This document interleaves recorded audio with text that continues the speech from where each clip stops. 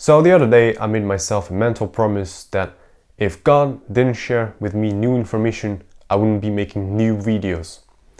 But here I am today, and yet with another dream. I hope you won't get bored of those, but I have a very interesting topic for you guys today. So in that dream, I had no memories of myself. I had no memories of the job I'm doing today. I had no memories of my family or of my current life whatsoever. The only thing I knew was that I am a spy. I am very confident in my ability, and I used to do that for years. That's all I know. I have my personality and my social skills, but that's all I have. I am a blank sheet of paper. So during that dream, I am on a mission to collect information. I am about to enter a rather prestigious meeting room, Western, modern, walnut, wood walls style room, with a few guests wearing tuxedos, black suits. I'm about to enter that meeting room. There are a few bodyguards that are checking me up, and as I am queuing, I am thinking to myself, okay, I'm not going to drink too much alcohol because I need to focus on the mission. I need to be focused and awake. You will see the stupidity, but I enter that room, so I have a little glass of champagne, have little sips. I'm standing rather close to a wall, and at some point there's a hand appearing behind my shoulder, appearing like a spectrum.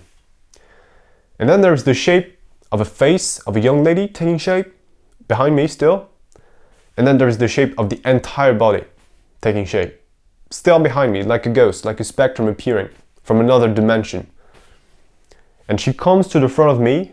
She looked rather young, the same as my age. She was blonde, 1.60 m. She was wearing a large black hoodie. Unlike other guests, she was not dressed very elegantly. She was dressed streetwear, really large black hoodie. She was wearing a Orthodox cross, silver necklace, rather flat shapes. I don't know what that means because I'm not Orthodox, but she was wearing an Orthodox cross. So we start dancing together in a really goofy ballet dance, and we start having a lot of fun. I was rather enjoying my time with that lady, and it felt like we were very familiar, and I started having desires, I want to turn this girl into my wife, my girlfriend. I don't know, it sounds ridiculous, but this is what I thought. It felt like we were very familiar, we had a lot of fun, but at some point she asked me to do something really silly. The silliness of, when your wife asks you to do something without looking at you in the eyes in a very disrespectful way. This is where the dream fell apart. So I wake up from this dream, and I thought to myself, what is this dream? What was that? And first question I asked was, what was that? It was a demon. Got the answer immediately. It was a demon.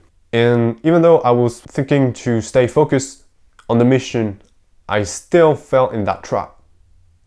Got fooled by the demon, by the appearance.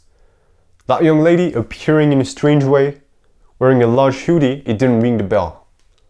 It escaped my discernment completely. Even though I am a very professional spy, I'm supposed to know what I'm doing. I got completely fooled by the appearances. Didn't ring the bell.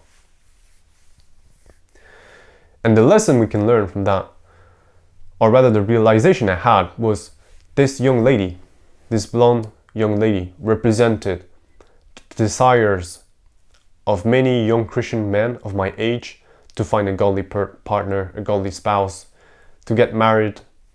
I guess this is what the Orthodox cross represented, the religious factor. You want to find someone who is a believer like you, who you can spend your time with. And the lesson here really is those demons, they will take those desires which are completely legit and natural. You want to find a partner, find a godly partner, but they will take those desires to bring you to destruction, to bring you to sin, to bring you to anger, despair, or lust, depending on the partner you find.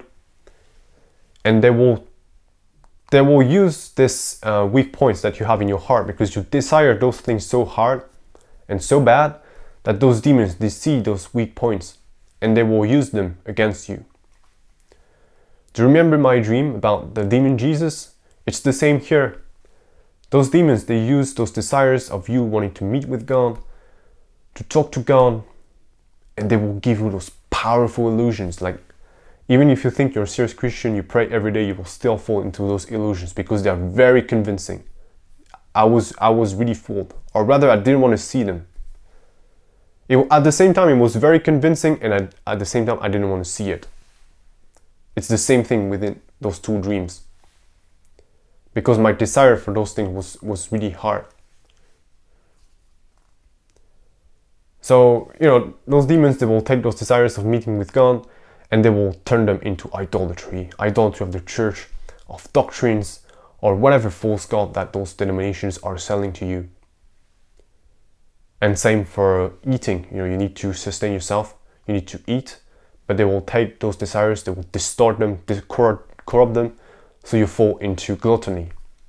So you see the strategy of demons of turning your legit desires to make you fall into sin, gluttony, lust, idolatry. That's a technique that demons will keep using against you. That's why it's really important to keep praying so you can discern those demons. So as last word for this video, the ultimate solution is to do the commandments of Jesus. Matthew 5, 6, 7. Do them every day. Cut out the sin completely so you're able to discern. You get rid of that blindness that sin brings to you so you can see and understand how those demons work. And if you're a young man still looking for a godly spouse, then don't get discouraged. Solution is the same. Do the commandments, and then everything else will be given unto you. Ryan, that's all for this video. I hope that makes sense. I'll catch you in another one, I hope.